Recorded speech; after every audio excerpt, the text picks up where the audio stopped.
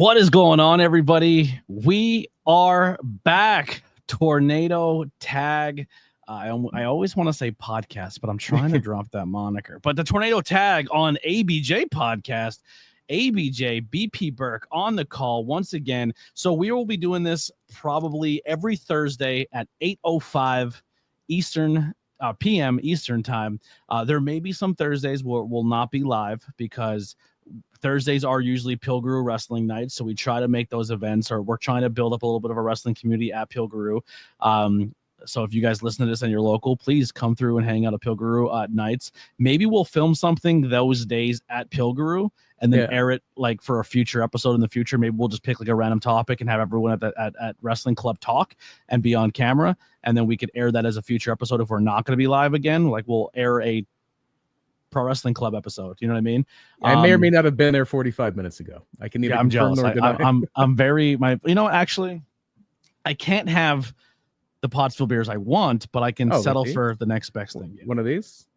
One of these, you mean? I'll literally take anything, but Pottsville Pilsner is amazing. But I have the other version of that same beer. I got a Yingling Light Lager. All right, we're going to crack that open. We have so much to talk about. We're going to cover. So for the most part, the show is going to be mostly what's going on right now in professional wrestling. So major news topics. We're going to try to throw in what the people on the internet are saying, or like the wrestling community, and try to give our takes on what's happening there. Maybe people like it, maybe we don't. Also, what major storylines are going currently for me. I don't know about BP. I am not watching NXT, TNA, or SmackDown right now. They're the three shows I'm kind of skipping on, only because I want to try to enjoy my Friday, Saturday, Sundays. Tuesdays I'll be doing interviews again. Thursdays we're here. So that's current. I'm just watching Raw and AEW, but then when pay-per-views come, I will watch every pay-per-view. Plus a lot of wrestling right now for me. I don't even think I need to watch Mondays, to be honest, because I'll just wait for pay-per-view and it'll recap it all for me. And I'll start right there with my first little bit of topic. BP, these no finishes on Monday Night Raw are driving me insane. 3 weeks in a row, the main event ends in DQ. It's just every single week we're doing that. And it's like, why did I waste 2.5 hours of this? Like, I look at your card and I go, I'm not getting excited for 50% of these cards because it's going to end in a screwy finish. That's the only way they seem they can progress the storyline. Yeah, and it's also when you don't want people losing and you're trying to protect everybody, nobody gets over. So there's 100 people in catering you're not using at all. Send them out to lose. Right, we're not going to put those guys in the main event, though. Yeah, exactly. But no, what I'm saying is yes, you can. You can put. If you put Seth Rollins versus Malachi can take a loss right now. He's not doing anything. But a Seth Malachi match where you can let them go and Malachi puts his shoulders on the mat and takes a loss is a great main event. Like, he's not a guy that's in the main event picture, but there's a lot of talented people you can go out there and let wrestle. I think that's where AEW, for me, where they may lack in story, makes up for it on television. Because, like, Moxley versus Speedball, for me, give me that all day long. Moxley versus Speedball's partner right now. Kevin Knight, great matchup. Like, there's guys that they can take losses. They know that Mox is the top guy. You're going to get pinned. If you want to do some screwy stuff to tell stories afterwards, fine. But send somebody out there to take a loss and make your big guy look big. Yeah, or at least try to not be quite as repetitive. Like, WWE is very, they're running into that trap of being very samey. Every episode is they're in a holding pattern right now. They have this Clash in Paris thing coming up, but that's not really a major pay-per-view. Like, we have everything now. We have our framework of what it's going to look like. You're going to have your 4-way for the World Heavyweight title. Seems like you might have Cody Rhodes and Drew McIntyre on the SmackDown side. Yeah. But there's a lot of sameness. There's a lot of it's interesting because I think the two main companies have opposite problems where AEW tries to do too much and WWE doesn't try to do enough. And it's really indicative of their pay-per-views where, WWE pay-per-view is 2.5, 3 hours long and has 4 or 5 matches. And an AEW pay-per-view was 5.5 hours long and has 15. It's like there's no happy medium. There's no 3-hour show with 8 matches anymore. And I'm going to be honest. I enjoy the AEW pay-per-views more than the WWE pay-per-views. I think the last couple main main pay-per-views in WWE were not that great. They weren't like shows that blew me away or I felt like I didn't need to watch it. But let's get straight into that. We'll get into that topic in a moment, but let's get into the biggest news probably since we've been gone and everything like that. We had a pretty big wrestling death. Now this is going to be a 50-50 booking on this one because I'm going to try to play it to my ability of being honest and truthful, but I'm also going to talk about it from a wrestling standpoint. So we did lose the immortal Hulk Hogan. I'm not putting any adjectives on that, but we lost Hulk Hogan to a heart attack. What they're saying, I mean, BP, leukemia, yeah. Oh yeah, they're saying leukemia. Yeah, no, yeah, there was something else going on there. I don't know. He had neck surgery. Yeah, I mean, obviously a very divisive person. First and foremost, when you firmly take a side in politics, like Hulk Hogan has done, you're guaranteeing that 35% of the country will hate you. But here's my thing. The politics thing, sure. The problem is he was known more as just as much as his wrestling as he was for the things he said about people of color. Yeah. And then he chose a political side that is kind of under fire right now for not treating people of color and majority like lesser than people or I don't want to say lesser than people, but people of there's a word I'm trying to say here. I just can't think of it. Marginalized people. They treat marginalized people really shitty, and he chose that side. So he's known for saying stuff about marginalized people himself, but then chose the political side that's also leading into that aspect, and he grifted to the wrong people, and that's just not the wrestling fan right now. Yeah, no, it's not, and that is something where, I mean. That's the MMA fan right now. But yeah, that's a whole different story.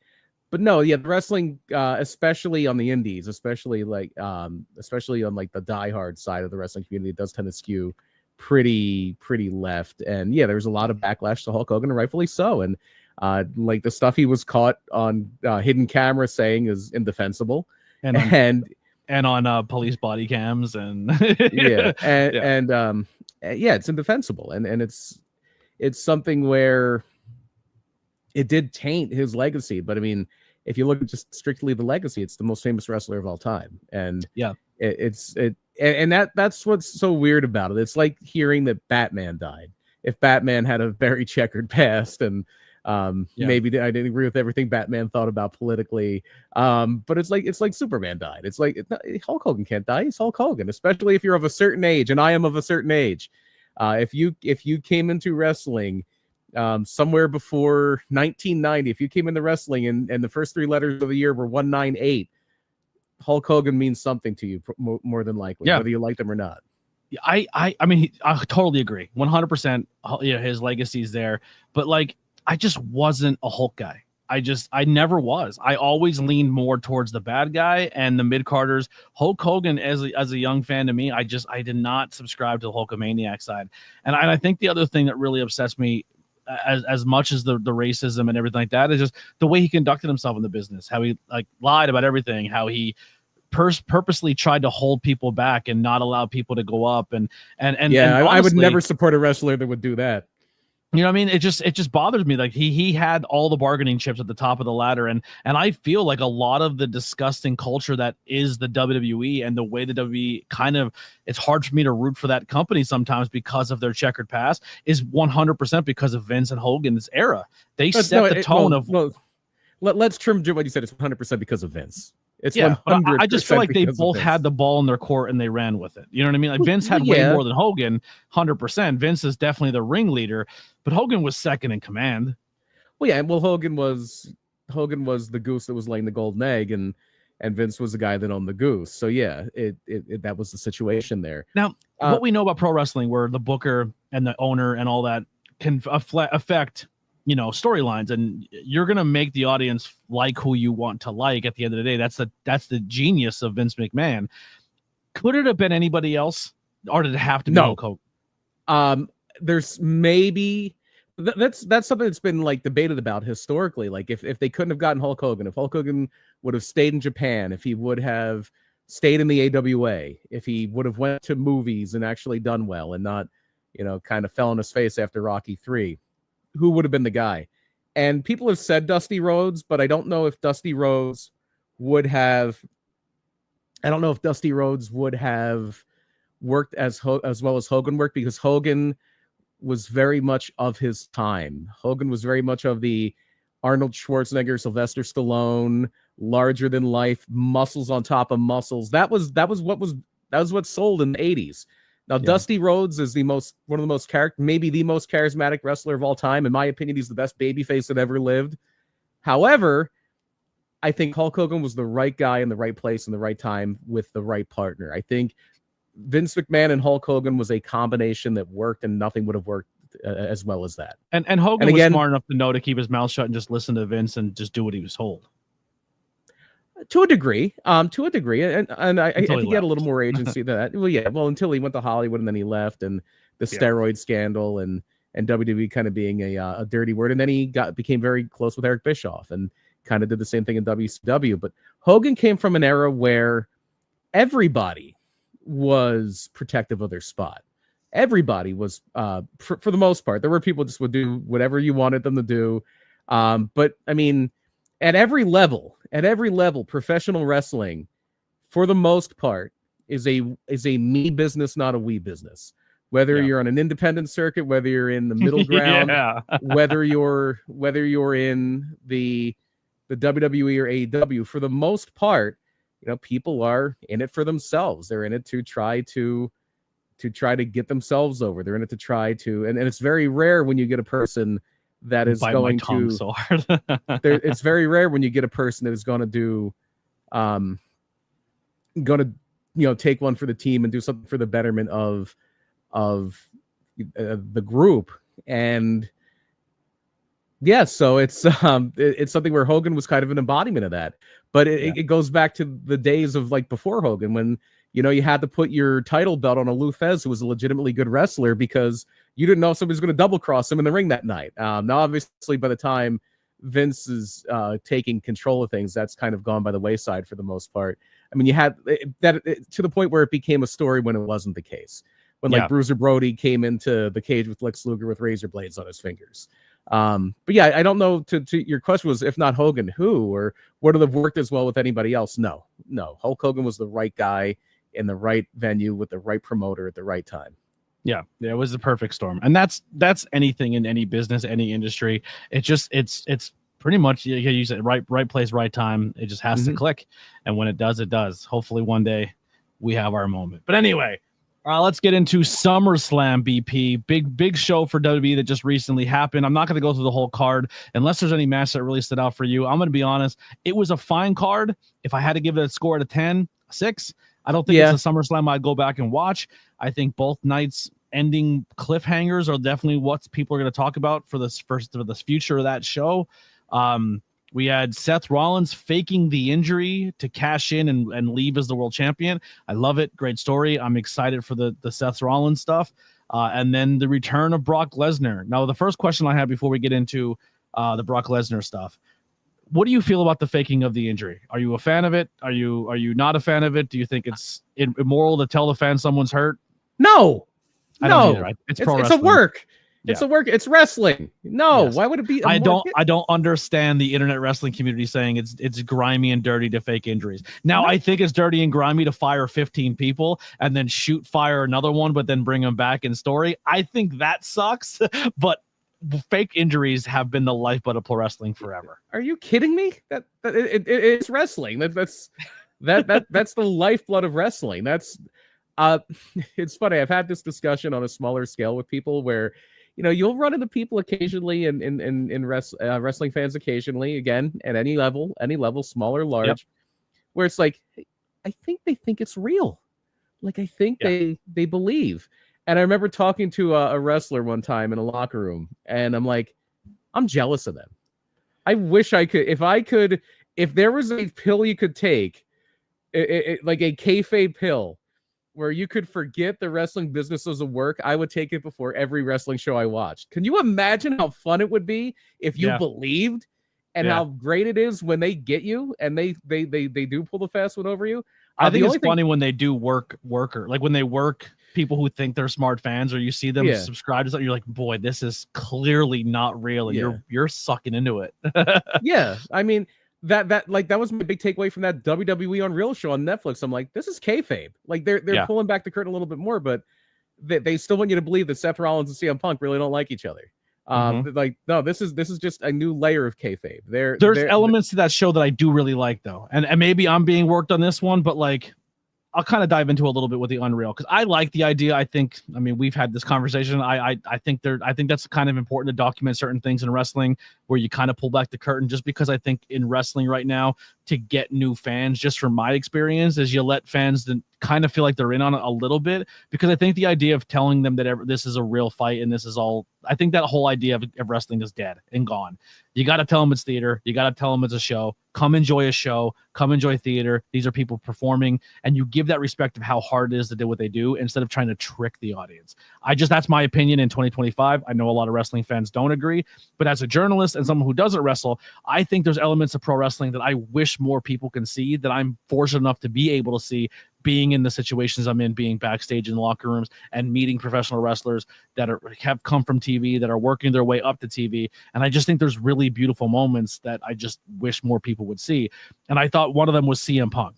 When CM Punk was genuinely emotional because he was about to go out there and main event at WrestleMania, that hit for me. I was like, fuck, man, like, good for him. You know what I mean? And then when Triple H goes, you've always been a main event guy, and he looks at him right in the eye and like goes, I know. I've known this whole time. I'm just really thankful that now you see it. Like that. It was you and your father-in-law didn't know. That broke me. That fucking broke me, because it's so hard to not be deemed the asshole and just stick to your guns on how you feel or how you want to create your art. And in this business, it's fucking hard. It's really hard. I also think we're getting worked there a little bit. That was a very, very meticulously put together Triple H puff piece. It was entertaining. I enjoyed it. Yeah. It was a cool, like, just to, in so much as anything on reality, quote unquote, reality TV is real.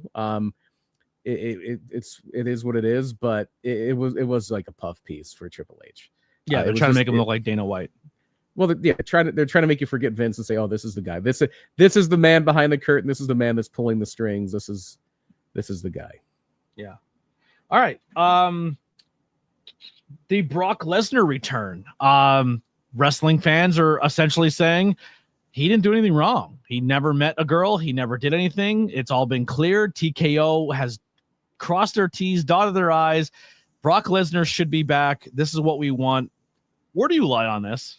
I'm kind of sick of Brock Lesnar. Like, he's just going to come in and suplex people and have the same match he's had for the last 5 years. I will say this. When Brock has to come in and do the job and sell and make that character, they're really good matches. When Brock, like lately, like SummerSlam Brock, when he was out there just having fun with the crowd and generally looked like he had a good time being there and working with Roman on this final run, it was a really fun time to watch Brock Lesnar. I understand he like, to me, this is, maybe I sound like a Hogan fan that pisses me off, but I think Brock is bigger and better than Andre. Like, when people say Andre was that enigma in professional wrestling that can never be recreated, I think Brock surpassed it. I think Brock is everything Andre wish he could have been, minus his size. I think Brock has been one of the biggest entertaining pieces, biggest draws, biggest anything in just sports entertainment and in just general, just because he's a freak of nature. But so him coming in is great for storylines, because when he has to work and he has to sell, and when he loses, it means something. Especially, you can tell when he needs to lose and he cares about the person, he'll do the job. That being said, you want to clear your name of your company. You want to delete all this bad publicity. You want to make women feel safe in your locker room. You want to make women feel like they're secure. Not a good move to bring Brock Lesnar back right now in 2025 after everything's going on and still the investigation's happening, in my opinion. I think culturally we're at a point where a lot of corporations have determined that nobody cares anymore, because of who's in the White House and because of a lot of things that are going on in the political climate. And I'm going to try to be very sensitive with how I say things here. I think there's this thing of like, oh, like that whole cancel culture thing is kind of dead. Yeah.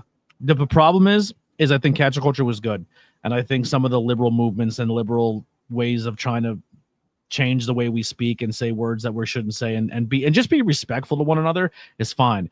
But then, just like every other movement, just like every other thing, I think people on the far side of the left go way, way, way too far, and they push really hard, and they're the spokesperson and voices. And I've been telling even you for a long time, I said, when this turns on a dime, it's going to turn hard, and we're going to revert back harder than we ever did. And I think that culture created what we now have of right now with Donald Trump and these podcast bros out there just saying whatever they want to say, and it just changed pop culture. Real quick in the chat, we will get to some of you guys in the chat, but we are keeping this more podcast format. But someone did say in the chat, TNA brought Tessa back. There's not an audio document of Tessa saying anything she said. It's all he said, she said. So I don't really, the Tessa one's a little tough for me. I mean, I personally had conversations. BP was there when I sat down with Tessa and I said, what actually happened? But she was very forthcoming and honest about the whole thing. And she said, listen, I'll apologize for everything I did. Did I try to fight a girl? All that? Yes. I never said that anything racial. I mean, she's been in interracial relationships, I think, the last 4 relationships she's been in. You know what I mean? Like, I don't know. I'm not, maybe she is. I don't know. But I wasn't there. But I think Tessa's a little tougher because it's a lot of he said, she said, where a lot of stuff that with Brock, that's court document. That's there. There's text messages. You know what I mean? Like Hogan is on audio. Like, I think it's a tough analogy to compare the two. But you also have like a lot of powerful people like Peter Thiel, who Hulk Hogan teamed up with to take down Gawker. Like, he was Peter Thiel. Hulk Hogan was his Trojan horse to fund the effort to bring down Gawker that succeeded. And Peter Thiel is one of the most powerful men in America. He's basically the guy pulling the strings on the vice president of the United States right now. So there's and it is that pendulum effect that culture has, where if it swings really hard one way, it's inevitably going to swing back the other way. And right now we're in a swing in that direction. They're in a swing where, Stephen Colbert gets fired, but Brock Lesnar comes back. And that's wild. That's right? Kind of and that just happens to be where we're at right now. Yeah, I feel helpless because just talking about it anymore doesn't even do anything. It's just like wasting your breath. It's like, all right, you guys win. I just hope you're on the right side of history, because in 10 years when we talk about it, I'm gonna be like, remember when y'all fucking idiots were? But anyway, it's gonna be a while before people have to eat their shoe. But I think we're gonna go through some shit before it happens. Triple H. Well, last thing on politics, I promise, and we will get away from it. But it kind of goes hand in hand right now. This is stuff that for us as wrestling fans is important. If it's not important to you, I understand. I respect it. But to me, right now, our president, and maybe we're getting canceled off the internet for saying this, is kind of under investigation. Well, maybe not, he's not really under investigation. It looks like they're trying to doctor everything to make sure it's not going to happen. But he's alleged to be in one of the largest pedophile sex trafficking rings in our country, in the history of the world. It's that big. It's insane. And so many rich, powerful people are on it. Our president's supposed to be, may or may not be on it. It's looking like he is. But they're not, we're never going to see it.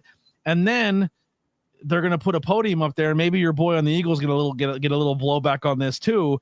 You have, 2 powerful people on stage. And then right kind of in the middle of all of them is Lawrence Taylor, who's actually on a registry for doing things with underage girls. Like, read the fucking room, Triple H. Like, how do you go on TV and say we're not about religion, we're not about politics, we're moving forward, we're not about any of that, and then stand on stage next to those 2 people right now, the same fucking month span you bring Brock Lesnar back? Like, it's just not a good look. And like, I'm trying not to let that side affect my wrestling brain. But man, I lost some fucking love and respect for that man when he stood on that stage there. Not the Trump thing aside, Lawrence Taylor's out there. That's not even a fucking secret.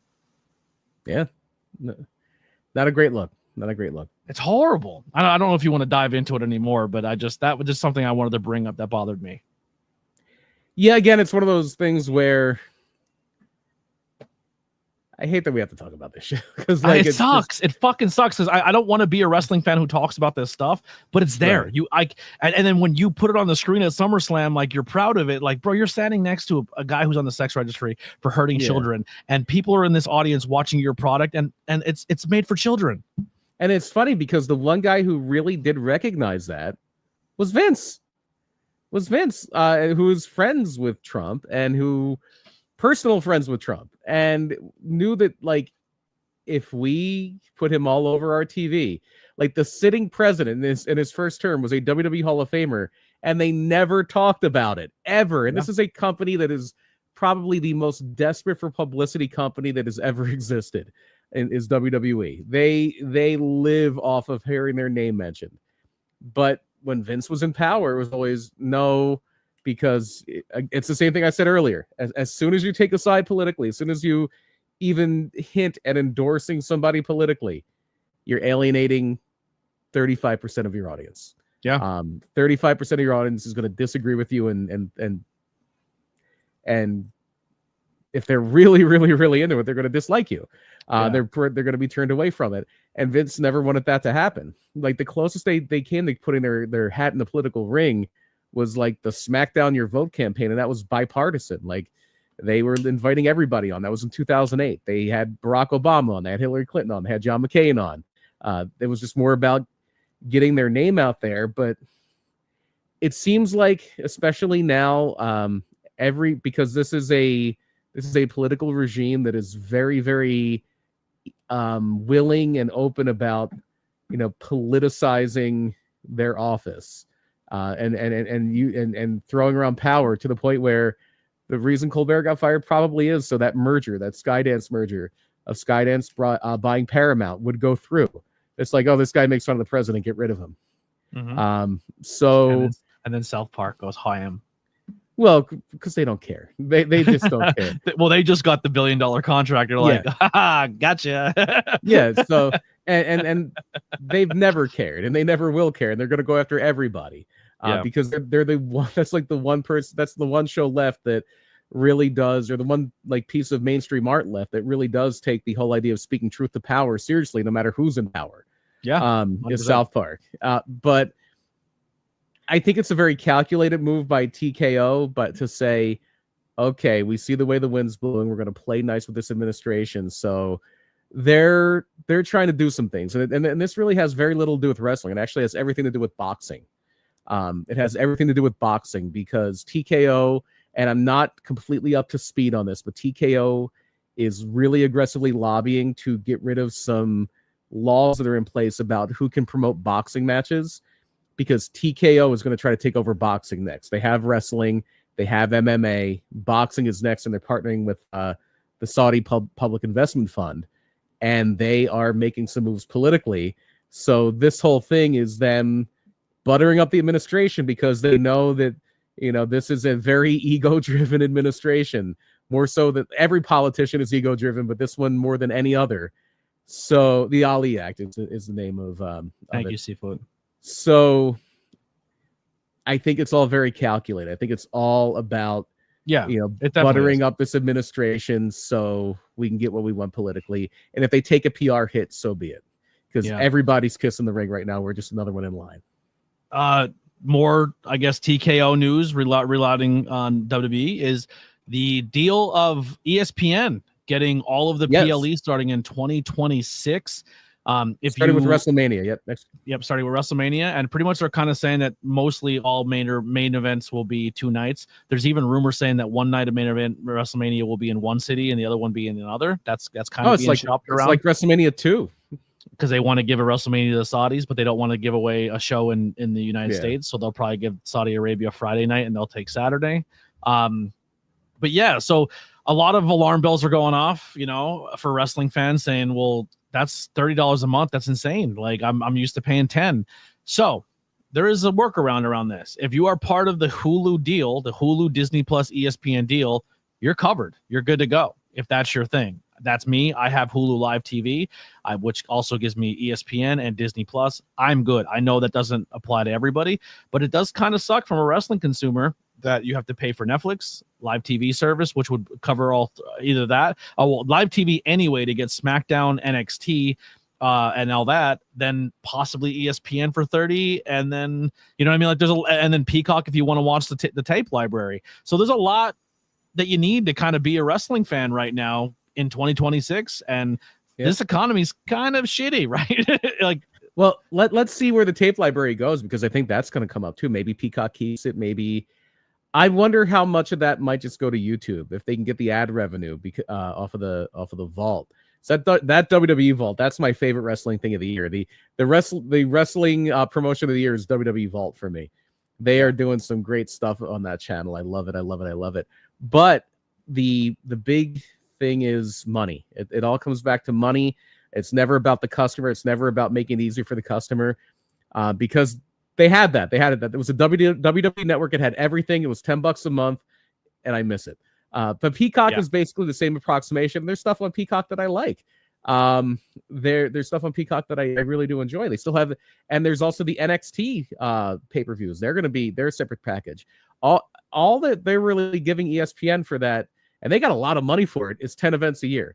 Obviously, some of them might be 2 nights, but it's going to be like WrestleMania, SummerSlam, Money in the Bank, Survivor Series, Royal Rumble, and whatever ones are in between. Clash in Paris, Clash in Budapest, wherever they're clashing. It's going to be on there. Super Showdown, probably the Saudi Arabia shows.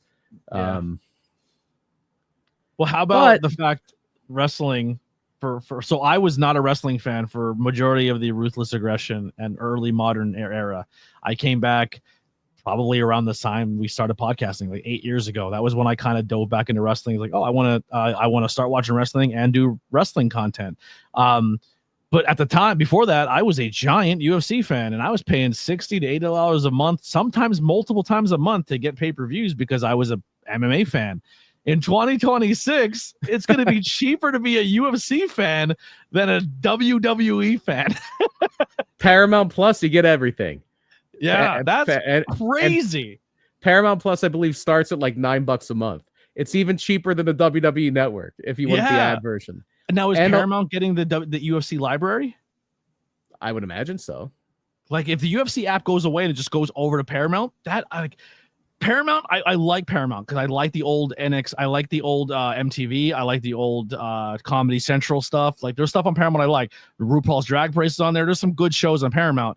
But when the whole Paramount, like, hey, we're getting rid of woke content and it's going to be all like that, scares the shit out of me. And I was like, I'm going to stay away from Paramount.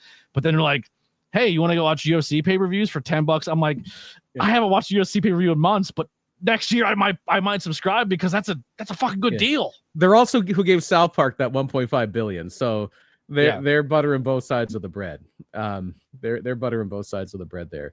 But it's also just big money. It's Paramount was recently just bought by Skydance Media, and Skydance Media is run by I believe his first name is David. I know his last name is Ellison, and his father, Larry Ellison, is the owner of Oracle, and he is the second richest man in the world behind Elon Musk. So their pockets run very, very deep. So like people are like, oh, they're paying $7.7 billion. It's like when Tony Khan pays somebody $10 million. It's like, no, his dad can cover it with pocket change. They can find that in the couch cushion. Yeah, totally. It's interesting. It's going to be 2026. Media rights are going to be wild. Yeah. The WWE one's going to be more interesting for me, I think, just because of what live TV services do and do not have that. I mean, the service is coming out in a few weeks. It's coming out, I think, next week. I believe the 21st and the 22nd is the actual rollout date for it because they want it out for the football season, because ESPN also just acquired the NFL Network and NFL Red Zone. So NFL Red Zone might be a part of this ESPN app. So is the Red Zone kind of like where they'll show any footage live as long as it's in the Red Zone type deal? Right. They show, like, they'll show all the touchdowns. They'll show, I know for a while it was always like they would say 7 hours of commercial free football, but they're talking about putting commercials in now. And that was before they even wound up. That was before they even wound up doing this ESPN deal. Yeah. But yeah, basically NFL Sunday ticket is still too goddamn expensive though. That is wild to me that 4 payments of $30 or something like that. It's more than that, I think. It used to be a few hundred. It's crazy. NFL Sunday ticket is, if you're really, really, really obsessed with a team and you can't get them in your local market. Like and you don't have a bar that you can go to watch it. Like when I lived in North Jersey, if an Eagles game wasn't on TV, I would go to a bar and watch it. But I'd probably spend it. Is $276 for the season. For Sunday ticket? For Sunday ticket, yeah. I think it used to be more than that. For new users, returning users. So you get it for one season for $276. 12 payments of $23, 12 monthly payments, $23. If you're a returning user, $480. Yeah. Yeah. It's a lot of gamblers. Gamblers like it. What you do is you just draft a really good quarterback, and then you go from 1 or 2 televised games a year to 8 the next year. Yeah. if you just want to watch your team, get one of these live TV services in a VPN, and say you're in Washington D.C. if you're a Commanders fan, or say where you're wherever. Luckily, like here where we are, I'm an Eagles fan, and you get most of the Eagles games unless they're on CBS at the same time as the Steelers, and they play the stupid Steelers for some reason. Yeah, maybe not now because the Steelers are yesterday's news, and the Eagles are the champions of the world. Maybe Steelers maybe tough this year. I don't know. All right, let's get out of there. One more TV type deal, BP. This just actually got rumored a couple hours before we went live. I'm not even sure if you're aware of this. Heavy rumors coming out of a lot of major sources that TNA is going to be possibly moving from Thursdays to Wednesdays to counteract AEW, and it's essentially going to be funded and provided on a WWE affiliated network. People are talking CW. So maybe this is WWE trying to play more ball with TNA to be like, hey, we want you to be the number 2 company because we're in bed with you, and let's try to eliminate our competition. Yeah, because Anthem doesn't have the pockets that Tony Khan does. So that's very plausible. And they also see TNA as basically AA ball now. Like, your AAA ball is NXT. Your AA ball is going to be AAA, TNA, that level. Your single A ball, rookie ball is going to be ID, GCW, that kind of thing. So they're really developing like a farm system, a baseball style farm system where people can work. And I mean, look at TNA right now. The TNA champion and the TNA women's champion are both NXT talents signed to WWE. It's Trick Williams and JC Jane. Which make this thing really thing. What I will say that this is good for me as a wrestling fan is if it's on CW, I don't have to watch it then, and I can watch it later as a replay on my live TV service, because TNA wasn't on any, like, it's not on Hulu, it's not on YouTube, unless you have to pay a premium subscription for TNA services. And I think it's actually pretty affordable, to be honest. Like, it if you really want to watch TNA, you don't really have to come out of pocket for it. And I think for an extra like $10 a month, they'll throw in the pay-per-view for the month too. I think that's only some pay-per-views. I think the larger ones now, they don't do that anymore. Oh, okay. But no, and it's tricky for me because I don't have Access TV at all. I have YouTube TV. Access TV isn't even a part of it. Yes, neither it's not on Hulu either. And Access TV has no access to pretty much major markets. I think you need Sling. It's on Sling TV. Yeah, it's on a lot of cable systems. It's the old HD net. And it's funny because Anthem, the parent company of TNA, owns the station. So it's interesting that they're going to another. I wonder if they're going to try to sell it off. Because I think that's the move. I think 2020 TNA is bought out by WWE, and they have the library. Maybe. I don't know if it's worth it for WWE for what the asking price would be. I think WWE is just fine with what they do now, where they just have to kind of give them talent and help them broker deals, and they can basically have their run of the place. I don't think TNA's tape library is really worth anything. We're not selling DVDs anymore. Yeah. If they want footage of AJ Styles, I'm sure all they have to do is ask for it at this point. That's true. I mean, to that point, Abyss is in the video game. He was DLC. Abyss never wrestled as Abyss and never wrestled, period, unless he did like a dark matches. I think the New Jack, they put his and TNA version in the video game too. Well, yeah, they're not going to get Natural Born Killers, but Abyss is in the video game, and it's his TNA music. It's his entire TNA presentation. So I think they're getting everything they want out of TNA right now without having to like cut. They're getting the milk and the cow for free. Yeah, exactly. And I don't think there's enough in it for them to actually just flat out buy it. I wasn't going to touch on this one, but I'm sure we can quick glaze over it. But pretty much WWE is announcing they're pretty much going to counter program the fuck out of AEW going forward. Yeah. This we are talking about Wednesdays here, but they're pretty much saying they're going to counter program Forbidden Door. They're going to counter program All In. They're going to, like, every major show they're doing, they're going to try to put a match on against it, which sucks as a wrestling fan that you have to choose, but it's also good as a wrestling fan because competition is good for both sides. Just wrestling fans. Here's the biggest thing I'm going to tell wrestling tribalistic fans that are listening. You don't need to be tribalistic. If you don't like another company, that's fine, but you don't want the other company to fail, because when we've seen WWE, when it has no competition, it doesn't give a shit, and you will watch horrible fucking programming for the first 3 or 4 years of our podcast. Was like, when does this AEW start? Because this programming on WWE, we pretty much made fun of it every week. It was bad. Early episodes of Tornado Tag were a blast. Just doing the Vince impersonations of just how bad the booking was, like crazy. So what I want to do is I want to take Roman Reigns and have him beat everyone. Yeah. All at once.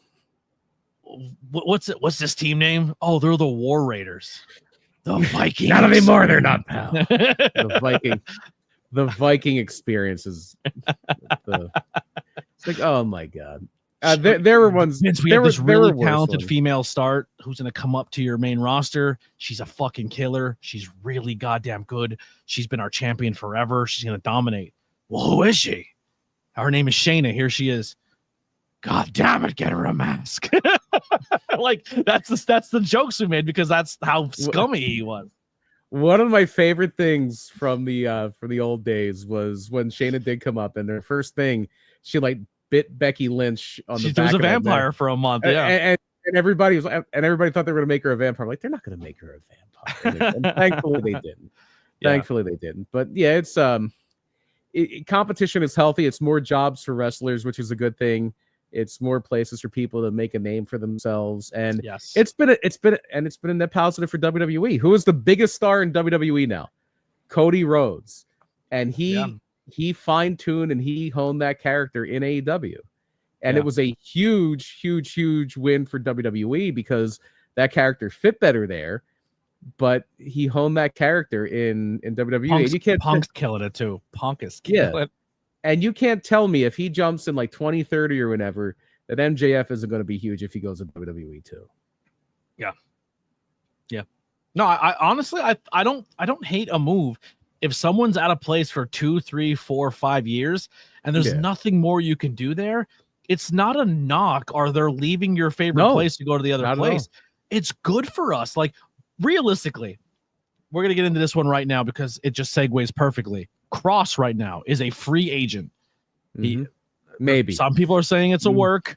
I kind of believe it's a goddamn work. You're in the work camp. I think I'm in the work camp.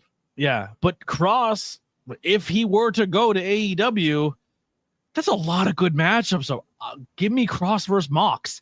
We get Cross at Bloodsport. I mean, we're kind of already can get Cross at Bloodsport because of that GCW WWE relationship, but give me Cross versus Hangman. There's a lot of good matches in AEW with Cross that I would love. Cross versus Swerve. Like, I would love to see that matchup. Like, there's a lot of cool stuff over there that I would love to see Cross do.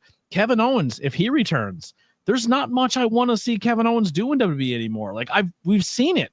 I would love Kevin just to have it'll never happen, but I would love Kevin to have a couple, maybe a year or 2, 3 year running over in AEW. And it's not because I want him to leave WWE. It's because there's really nothing more for him there. If AJ leaves this year and he wants to do 2 last years in AEW, pump that into my veins. I want to see Kenny versus AJ before he leaves. Like, tons of cool stuff with that.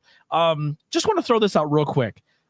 It's kind of a thing. We'll jump back into the Cross, but Copeland over in AEW. I know he had a little bit of a rough run with the injury, but now that Copeland's back and he's doing his thing, we can't get Cope versus John Cena, which would have been a great send-off for Cena's career because that was a big thing. But before he leaves, do we get like a Cope Tanahashi, a Cope Okada? Like there's some good matchups for Copeland over there that he would have never gotten, or we would have dreamed about at one point. Like Tanahashi versus Adam Copeland, like that'd have been insane. I'm pretty sure Tanahashi's retiring. That's what I'm saying. But before he hangs up the boots, that's a possibility we can see.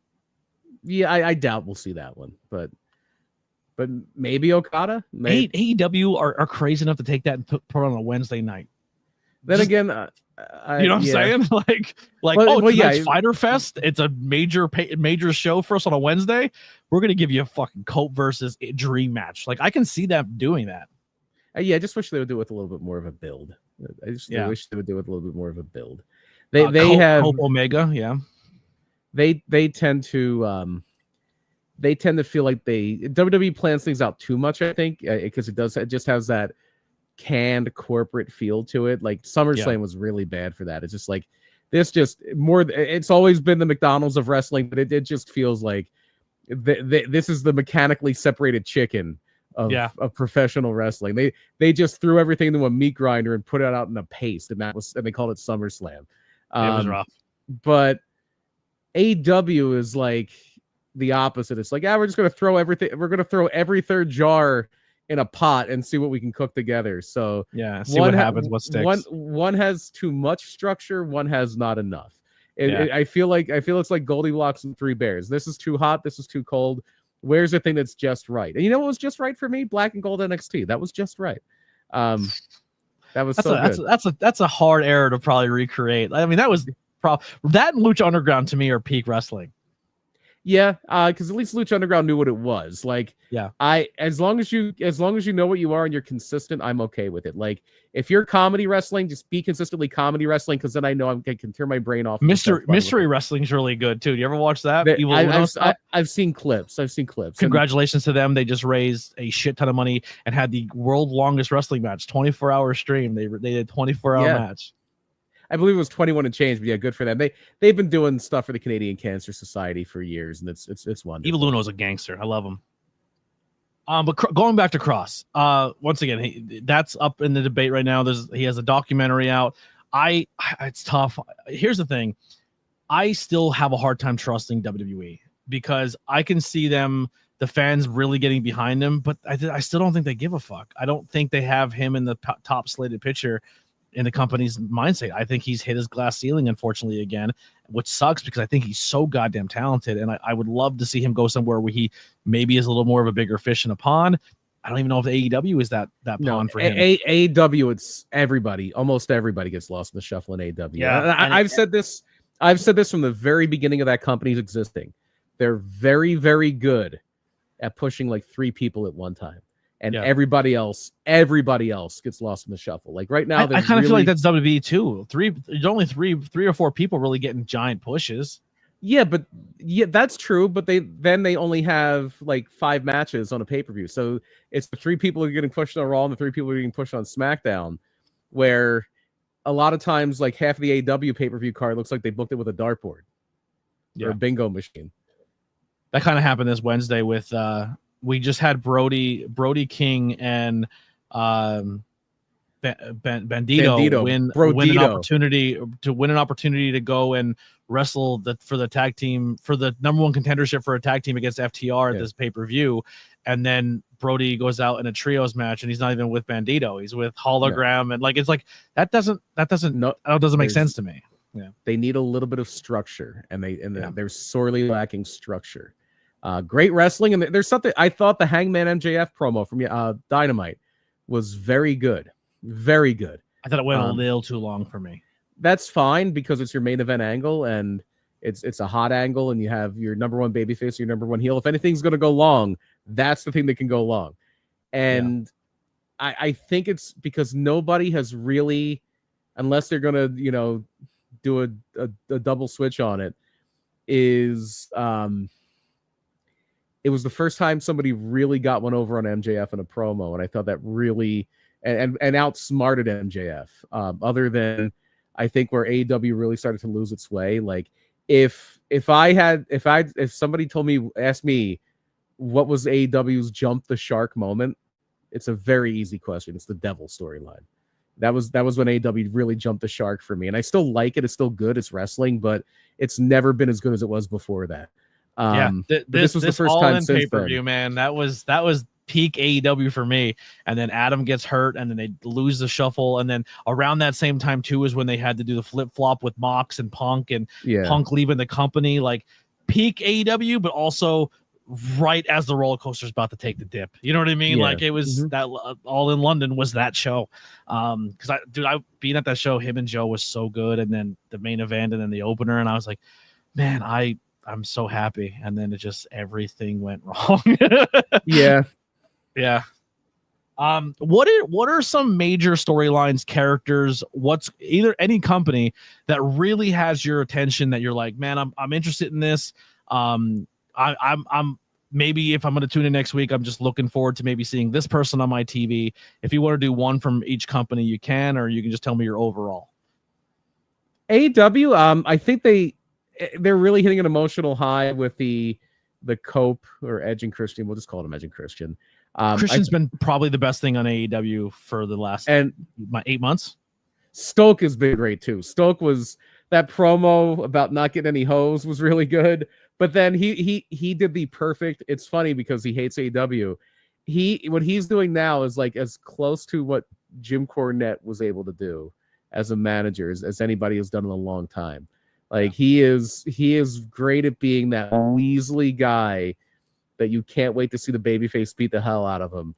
And then the only thing I would have done, I know they did the interference thing. I would somehow had a Stoke escape with a win over Copeland. That would I have been do love perfect. how he came in the ring and still would like sometimes managers in the independent scene or people who are not normally in the ring as often will take like a big finisher and then their team kind of gets the upper hand and they pop right up and start beating him down. Like Stoke didn't do that. He never looked. He took 2 spears and he sold them to the back, even though they left him laying. You know what I mean? Like that's what you need to do. You're not a professional wrestler. You're a manager. When you get hit, you should be dead. Like, you know what I mean? Like, I always think of what Bobby Heenan said. Bobby Heenan said his philosophy, and he's the greatest manager of all time.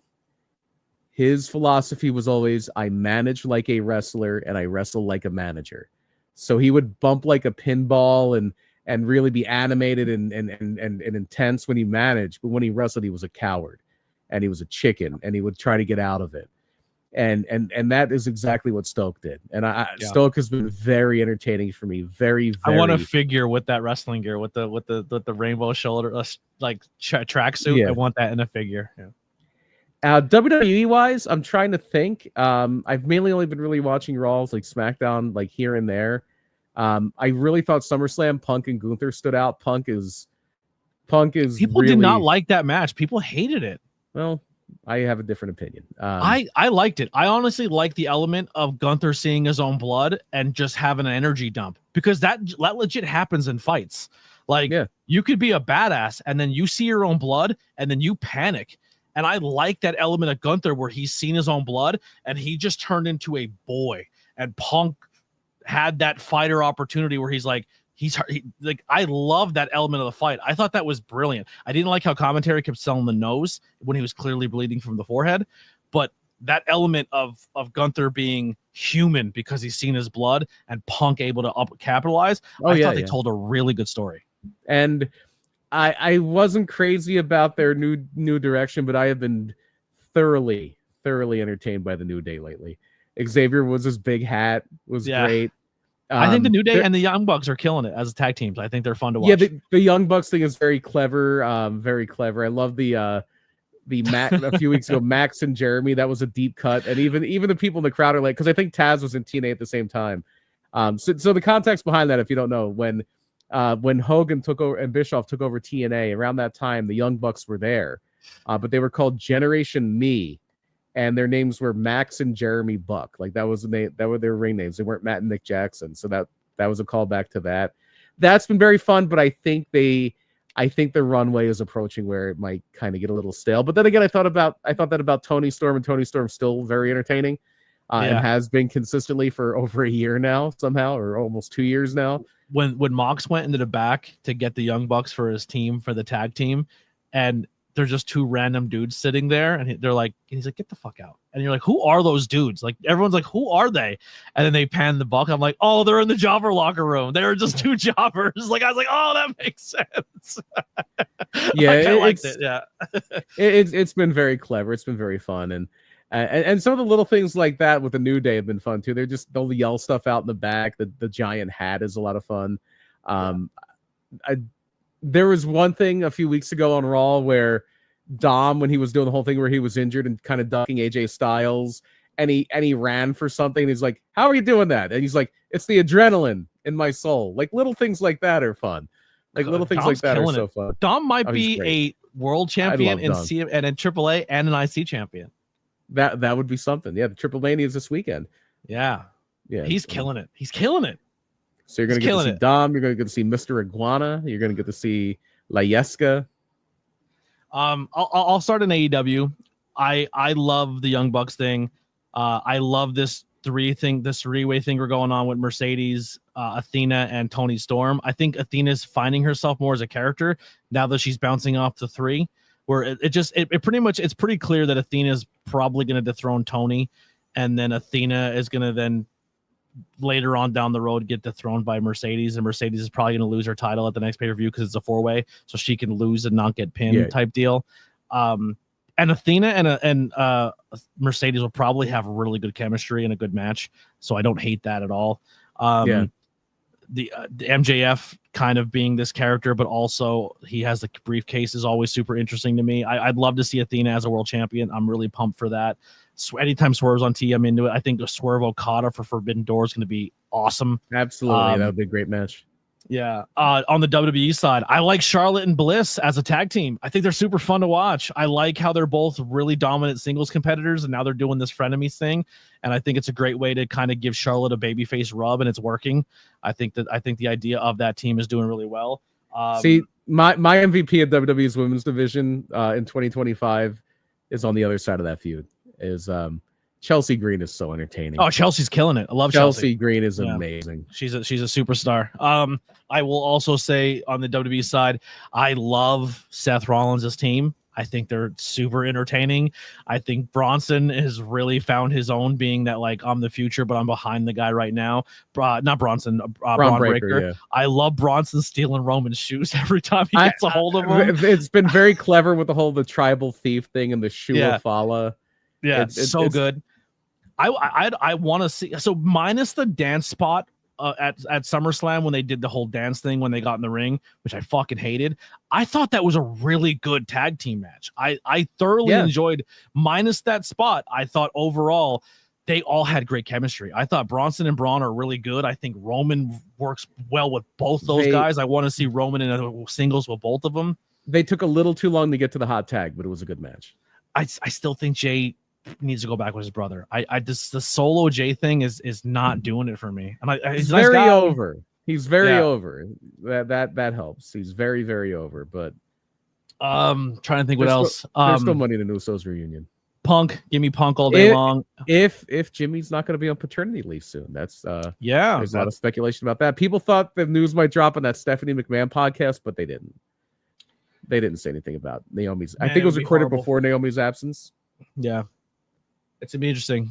I think Tiffy time is kind of done for me. I'm not really feeling her run right now as champion. I'm sure she's doing a great job. I thought her and Jade was better than I expected, but it's just not. It's not there for me. She feels very miscast as a babyface. It reminds me of when MJF went babyface.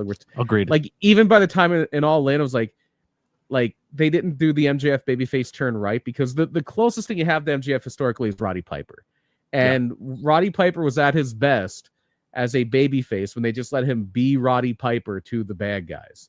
Mm-hmm. Like they should have just let MJF be MJF, but now the people he's going after are the people the crowd doesn't like. Yeah. But instead they kind of softened him a little bit and then did a very quick about face back to a heel when they realized it wasn't working out. And then he's doing great stuff. Like the stuff he's doing is fine. But I don't think he ever really recovered from that. And now I think we are finally getting some steam with him, and Hangman's doing great in his role too. Yeah. Asuka possibly turning heel, and I think Bailey is turning heel again. Which I don't think I like. The rumor is that they're probably going to do Bailey and Asuka against Io and Kairi Sane, which will be great matches. Yeah. Here's a question for you. With Becky and Seth doing what they're doing, and how Seth is very locked into CM Punk, do you think there's an opportunity now that it looks like they're teasing that the IC champion is going to be through Becky, like maybe taking on past generation people, where she's going to take on Bella and then possibly Natty's going to go for that title? I think Natty as IC champion is perfect. I think she should be when I think Intercontinental champion, it should be Natty. I'm surprised she wasn't the first one. I understand they wanted to kind of throw some gas behind Lyra and it worked out, but I'm surprised Natty wasn't the first one.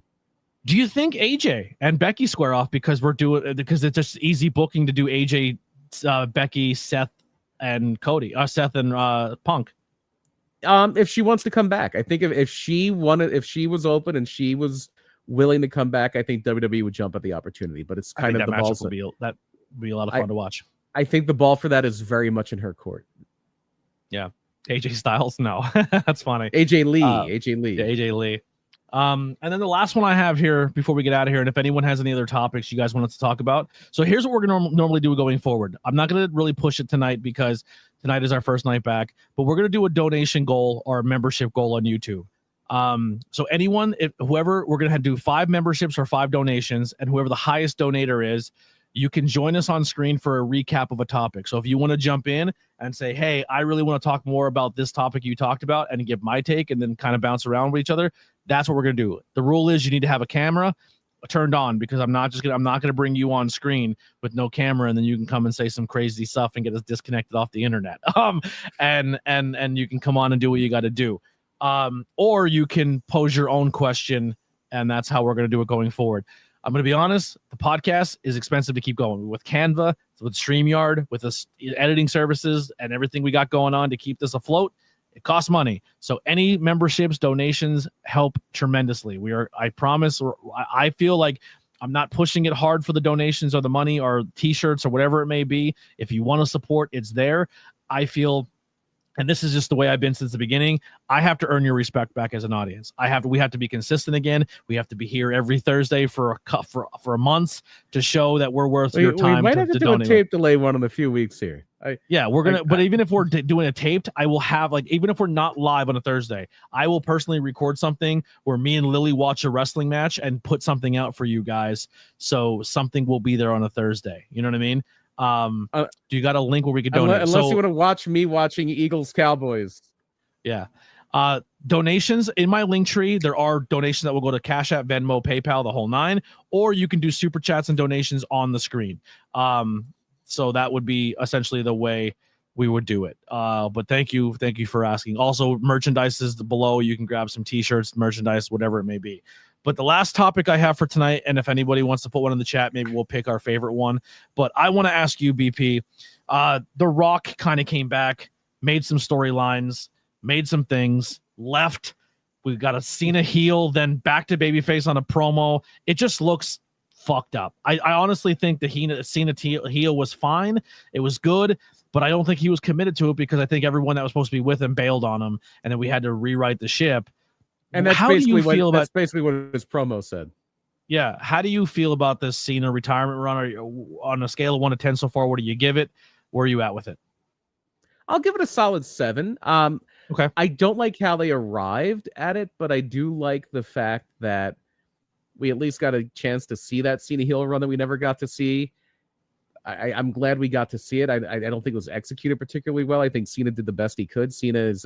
He's one of the all-time great talkers, so he can kind of make anything work to a degree, and he did his best with it. And it did have its moments. The stuff with R-Truth. It had a fun thing with Randy Orton. I really did enjoy the interplay with Punk and Punk doing the rap, or Punk's the old school Cena, and Cena doing the pipe bomb. There were some things that were well thought out and clever and thoughtful.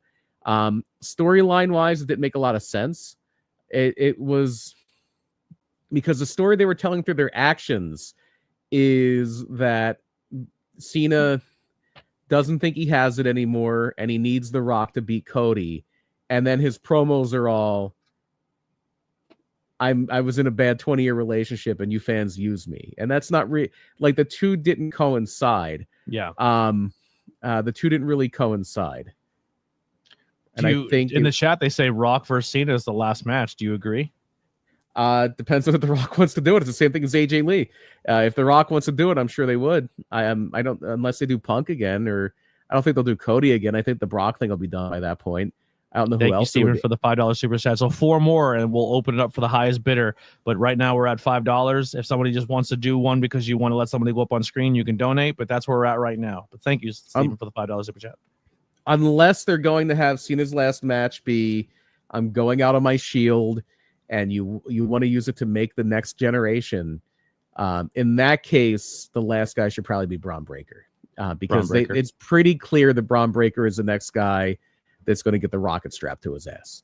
It's pretty clear that that's the case right now, and he's going to probably do very well with it. So if you really want to follow the traditions of pro wrestling, and I do think the traditions of pro wrestling by and large are pretty good, and I think they're there for a reason. One of the strongest traditions in pro wrestling is you go out on your back. Ric Flair went out on his back. Shawn Michaels went out on his back. Hulk Hogan did not go out on his back, but that's Hulk Hogan. Goldberg went out on his back. Never mind. I was just like, he went out on his back. All right. Well, in we all do. In that respect, we all do. Yeah, we all go out looking at the lights. But if you're going to do that, then it should be Braun Breaker. But if you want the spectacle, if you wanted the big deal, and The Rock's willing to do it, then yeah, why not? Yeah. It's weird that we got so many Logan Paul matches in this Cena retirement run. That's interesting to me. Well, WWE is more than ever obsessed with celebrity. Is Logan Paul your first world champion to win to their celebrity to win a world champion? Because I think he's going to do it. I could see him win. I could see him win. I don't know if he'll win Cody's belt, but I could see him winning Seth's. Yeah, I could see him win the. I could see him winning the world heavyweight title. I don't hate him as world champion. He's a good wrestler, and he's a thing that is not very common anymore. In fact, he's probably the only guy. He's a heel that people genuinely don't like. They're not tongue-in-cheek. They're not tongue-in-cheek cheering for him too. Like even Seth Rollins, people love cheering along with the theme song. People dislike Logan Paul. Yeah. Logan Paul kind of has that vibe of the character I was kind of trying to pin on Ricky Price when we were first doing our rivalry, where like Ricky Price, you hate him because he's good. Like he can hang with anybody, and Ricky's like just has that ability that like a Logan Paul, where like Logan Paul can enter boxing and go against some of the best in the world and hang and maybe not win, but he's gonna hang. He's gonna give an opportunity to show he can come off the streets with his pure athleticism and God-gifted talents and compete with top guys in other places. So it makes sense in the WWE aspect that he can come in and do that because he's done it in actual combat sports. Yeah, no, I agree. I think it's more like he's just a naturally unlikable person, and I think they really lean into that, and they lean into that well. But yeah, I think it's more of that. But I think part of the thing that gets annoying is like, oh man, he is good. Damn it. Yeah, it sucks. I hate him even more you want to hate him, but he's good. He's like his character's unbelievable. Like, yeah, I love him to death. So we have 2 super chats. I'll give the floor to you. We'll do some independent talk, and if we get the 3 more memberships or donations or whatever it may be, we'll bring one person in. If everyone does $5, then I'll randomly generate one person, or we'll let everyone put their pitch thing in the chat, and we'll pick which one the question we want. We'll do something like that. We're gonna figure it out as we go. But anyway, BP, independent wrestling news. What do you got going on? I have a lot going on. The next thing I have going on, well, it's not really wrestling. Fightertainment at Pilgaroo Brewing on August 29th. That's going to be 2 weeks from tomorrow, and it's going to be a fun time for a good cause. It's going to be some fights, no rings, not wrestling, none of that. I am entering as a participant at Fightertainment. Did you know that? I did not. I have been asked to be the ring announcer for Fightertainment. Okay. Yeah, so I'm gonna. I think it's kind of dope. It's a show that we've kind of been watching for a while, and the fact that they want me to participate and do that, yes. What I might do is, I don't know if they're actually going to do it, but I might bring a commentary setup, just my own, and me and you can just do commentary. And if they want to have it, they can. If they don't want to use it, they can throw it away. But I think it'd be really fun to like just set up a little table with the fans around us. And after I do ring announce, I come over and sit with you and we ring it out, like commentate. Maybe I'll even put my own little camera there, and we can, if they let us use the footage or clips of it, I don't know. We'll figure it out. But I'm going to try something. But the very cool thing is that the entire night is to raise money for Jeff Cannonball. Yes. Who is fighting ALS, very, very young. At a very, very young age, he's fighting ALS. He's got a family. He's given a lot to the professional wrestling business. And now it's time for wrestling to give back. And that's one of the cool things is wrestling sometimes is wrestlers are really good. And Tony Deppen has been right at the forefront of this as far as giving back to his friend who is in a time of immense need. So it will be Team Cannonball against Team Fightertainment. It's going to be a fun time. If you're anywhere in or around Pottsville, Pennsylvania, it's going to be worth the price of admission.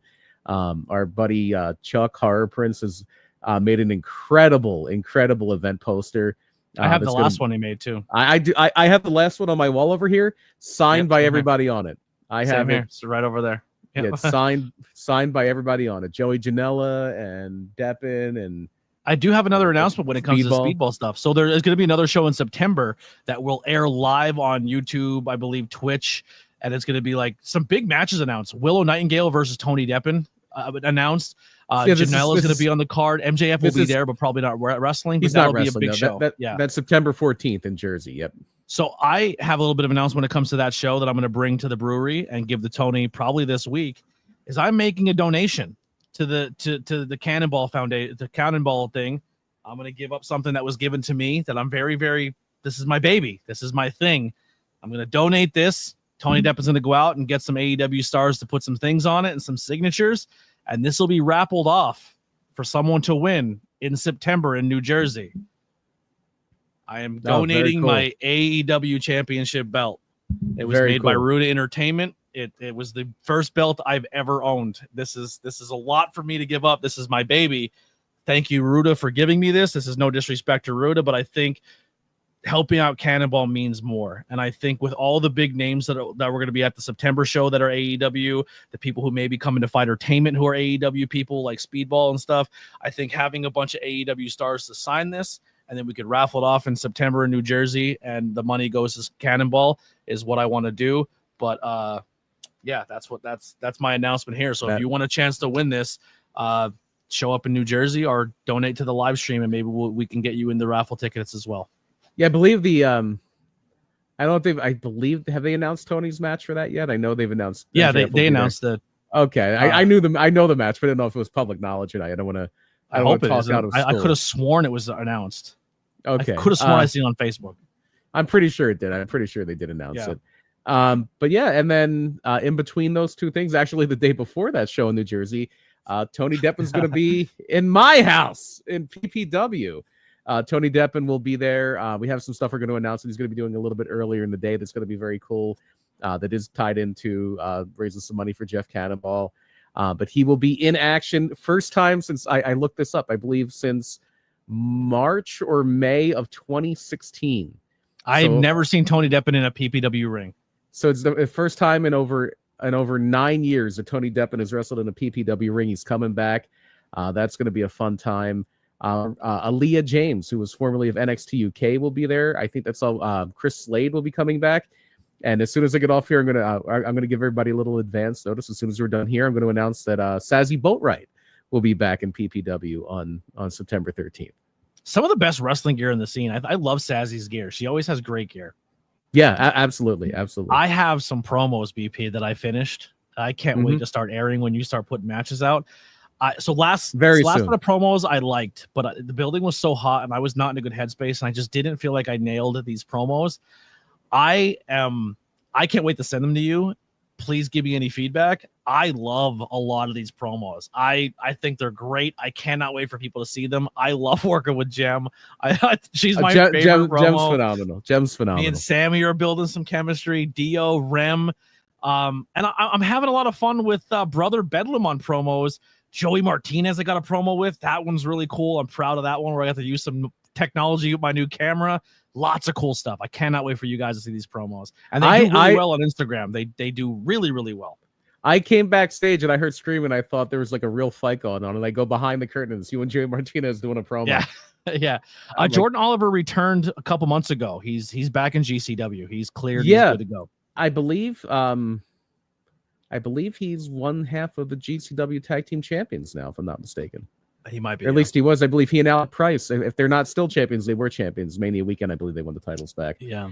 He's been wrestling for Super Crazy. He's been Jordo's back at it, and the sky's the limit for that kid because he has all the tools. He has all the tools in the world.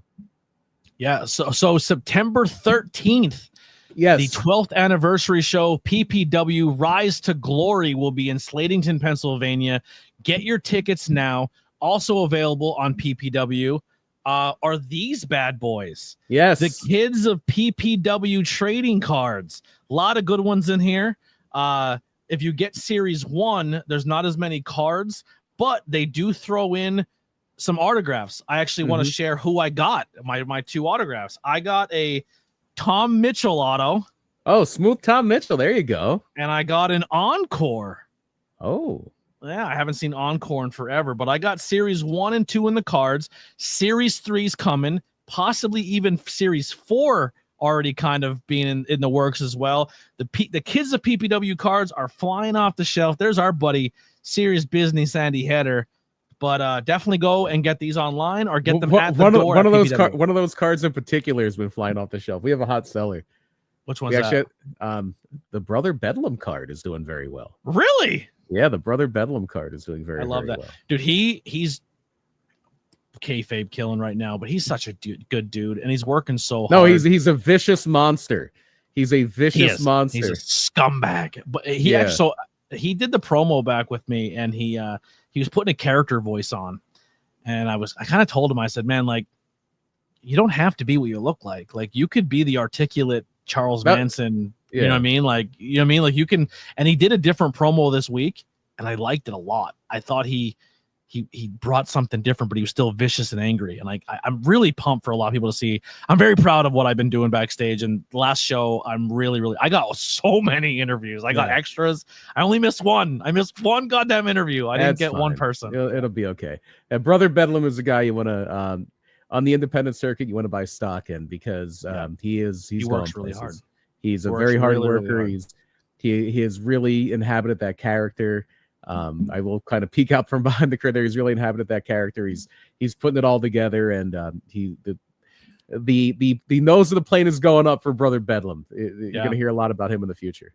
I will say this too. I got to watch her work now 2 weekends in a row, and I feel like I've been watching her for a while on the scene, grinding, doing her thing, and she had a match against Riley Crow at WTW, where I got to do in my hometown here, which is really exciting. And then she just wrestled Sammy Chaos. Nahir Robles is putting the pieces together. Her in-ring is getting good. I thought her and Riley beat the garbage out of each other. Really good, strong style fight. And the same thing with her and Sammy. They brought a fight this time. Like, Nahir's really putting it together. She's finding herself. She's doing some cool stuff on the scene. So major props to Nahir Robles for doing. I've just been really proud of her, and she's been working her ass off. Yeah, I think they had a very inventive finish in that match. I thought the finish was very cool. Yeah. But unfortunately, she had to run on the buzzsaw that is Sammy Chaos. Yeah. She beat her once, but it's very hard to beat Sammy Chaos. PP, I'm just gonna kind of put this out here now. You being in the PPW backstage role, I think because the first guy became a wrestler, and then you became the booker, and now I'm back there as nothing more than a backstage guy. But because the people know we're buddies and we do this podcast, people think I have a say, and people are yelling at me for their bookings, and they're coming at me at promos, BP. And I'm gonna be honest, Gem is going to kill me. She gets these big wins, she's excited, and then I have to be the one to tell her that they already had something announced for Sammy later, and you're gonna get me killed back there. You're gonna get me beat up. I gotta get you some hazard pay. It's out of control. She's down my throat. I got people calling each other out. It's mayhem back there. It's mayhem everywhere. It's indie wrestling, baby. It's indie wrestling. But we have a lot of fun things planned, and that's what it's all about. Just having some fun with it. I think we'll wrap it up there. Steven or Brandon, because you guys donated, if you guys want to put a question in the chat or a topic that maybe we could touch on real quick. We were expecting to go almost 2.5 hours tonight, but I think we got through the topics really, really well. We'll extend it a little more. So Steven and Brandon, if you want to put a comment in there or a plug or anything like that, put it in there for your donations. We want to reward you for doing so. We're not going to bring you on camera tonight, but if you want to put something in the chat, we will acknowledge you. And also any questions. It could be independent. It could be any wrestling topic question, whatever it may be. Also, another thing we're going to do in the future is we're going to do drafts. We're going to do some fun drafts. So maybe you guys can pick drafts too with donations. If you have a donation, you could pick our draft. And this way I'm not prepared for the draft and he's not prepared for the draft. So it's on that spot and we pick, and then you guys pick who you think has the better list. You could do best wrestling t-shirts, best wrestling music, best wrestling, you know what I mean? Like whatever it may be.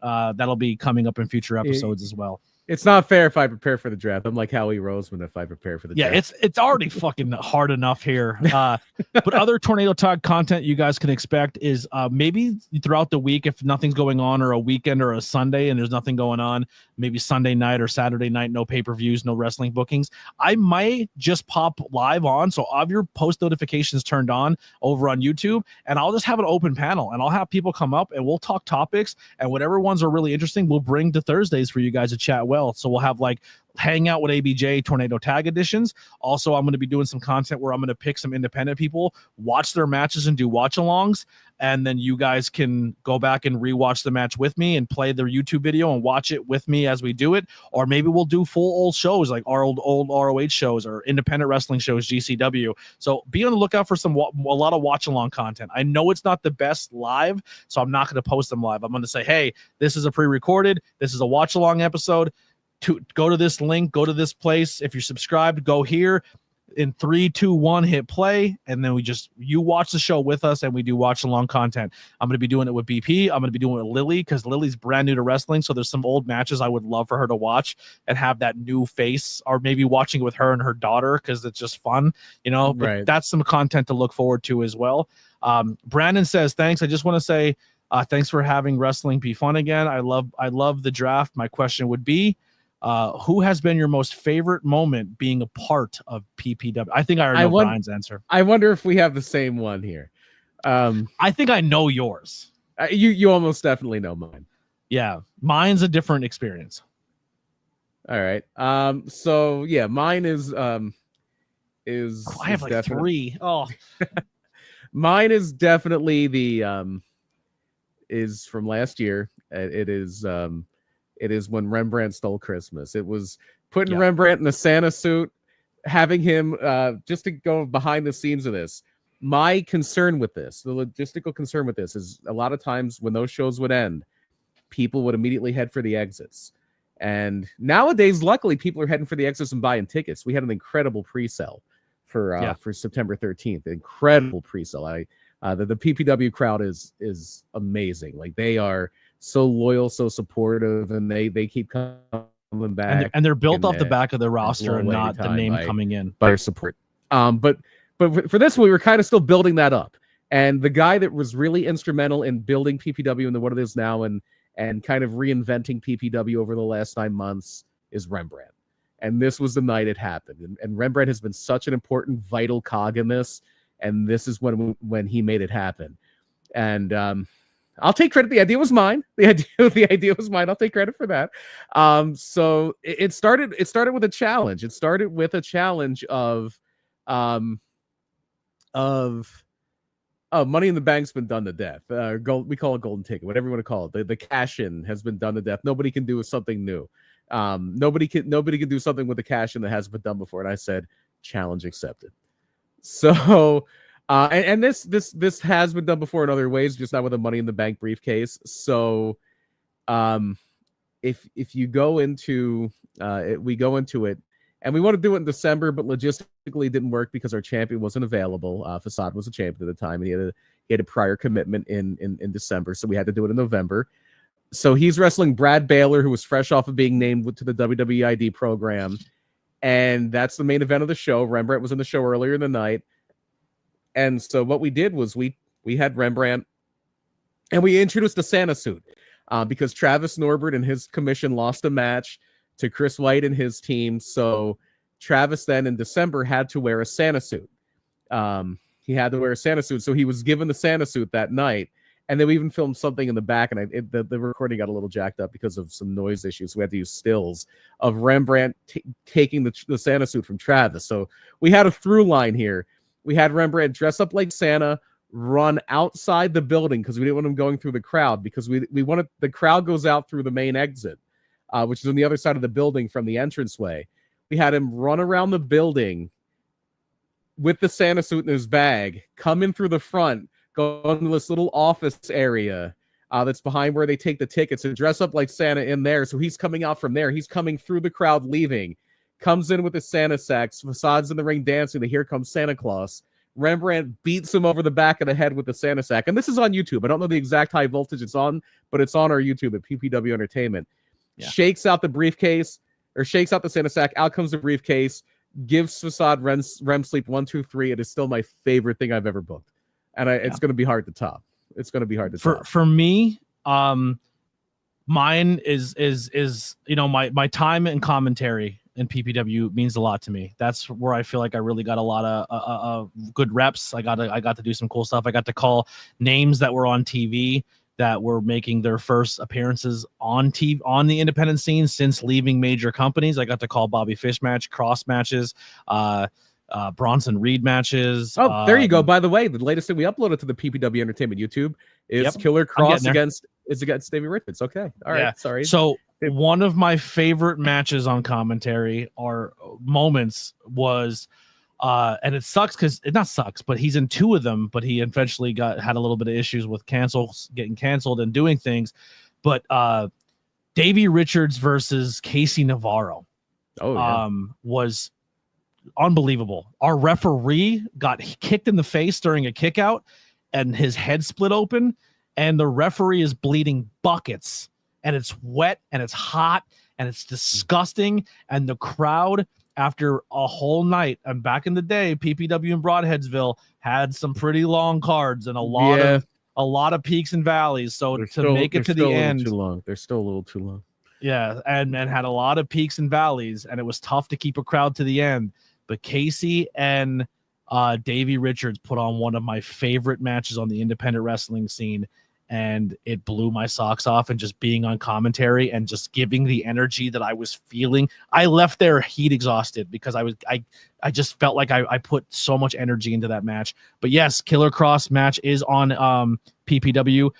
When there's stuff that's on PPW that I am on and that they isolate like that, and I see it, I'm gonna start tagging it in my wrestling commentary folder, because I have a whole folder on my YouTube channel that will take you to other links where you can listen to me on commentary do things. And so that's on there right now. Please go watch Killer Cross versus Davey Richards. Great match. Cross is one of the coolest people I got to work with. But yeah, and then the other question is, I'm new to PPW. What are some matches to check out? I'll start with this one. The 2 I just said are really good.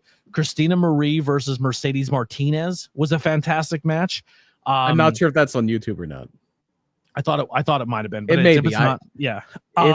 It may have been before I got control of the YouTube. So there's a lot on YouTube. There's a lot on there. Yeah, there's a lot. You're gonna have to dig for it.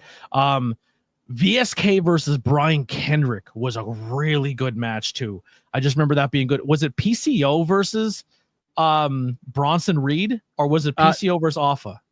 PCO and Bronson Reed both wrestled Alpha, I believe. Because I remember PCO just doing crazy shit. Like I believe he worked Alpha. Yeah, that one was nuts. PCO did some insane shit in that one. That was a good one to watch. And I'm not trying to just pick big names, because that's not honestly. Rembrandt and Cosmic versus Tessa Blanchard and Adina Steele was a pretty fun match. I like that one a lot. Lots of good stuff. You can't go wrong with any of them. Just to answer Brandon's question in the chat, Diego Hill VSK is not on YouTube yet. PPW actually does have, and this is one of the coolest things. This is the coolest part of my job there, is I have helped bring back their TV show. It's a very small TV station in Pennsylvania, WYLN. Like I know around here, you can only really get it if you have Service Electric Cable. I think it's on some other cable systems. It's in Scranton. There's a little bit of Allentown it's on. But WYLN gets stuff first, and then it trickles out to YouTube. I try to put some of the stuff on YouTube, not all of it. I got recognized one time in Hazleton when I used to do like the backstage stuff. Really? Yeah. Remember when we used to do those things where at the end of the show or during the pandemic when I'd say, hey, this is a great match you should check out. And we had a couple of those. I got recognized in like a pizza shop. Like, I seen you on TV. You were on the wrestling thing. And I was like, that's crazy. There's somebody that works at a Dollar Tree near me that recognizes me from wrestling. She comes all the time. Awesome.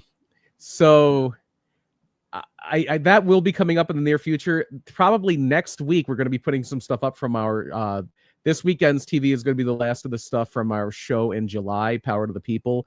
It's going to be a very good show, though. That episode, and I will put it up in its entirety on YouTube, is going to have. Let me make sure I get this right. That do you put the full cards up, or do you cut everything apart? I cut it up into one. I have to cut it up into a 45-minute and 50-second long TV show. Gotcha. the full cards we're trying to build up some watch hours on that YouTube so we can do some memberships. Maybe we'll do live shows or very soon after we'll have them out there. But this episode coming up is going to feature, let me get this right. It's going to feature J.S. Hawthorne and Precious against Andy Header and Devious Cast. That was a fun match. It's going to feature one of the golden ticket 4-ways with Malik Delvante, Too Smooth Sean Smith, Al De Niro, and Chris Slade. That was a very good match. And then the main event is going to be Sugar Dan Stavko and Milo Mira, which was on its. I mean, there's a little bit of a. You can tell in the match. There's a little bit of something that happened there that maybe wasn't the way we drew it up, but they all bounced back very well. Yeah. Lots of good stuff. Go support PPW Wrestling on YouTube. PPW Entertainment. PPW Entertainment on YouTube. All social media. Stay in the loop of what's going on over there. Follow me on social media because I post a lot of the backstage stuff, which has been helping me out tremendously. You guys have been loving it. I think I hit like almost 60K in views this last month just from posting promos backstage. So love it. Getting a lot of eyes. People are coming up to me and saying they're buying tickets because they like the promos and they like hearing the stories. It is a little challenging. Like, I'm not really doing promos in the style of what you would see on weekly television because I am more or less catering them to the social media side. So I am very long-winded in talking about the entire storyline and then leading into the question, which I know is not normally how backstage is done. But if someone's never seen anything PPW, they could watch one promo and get the entire storyline with me and then letting the wrestler do his thing. And I think people are really, really responding well to it.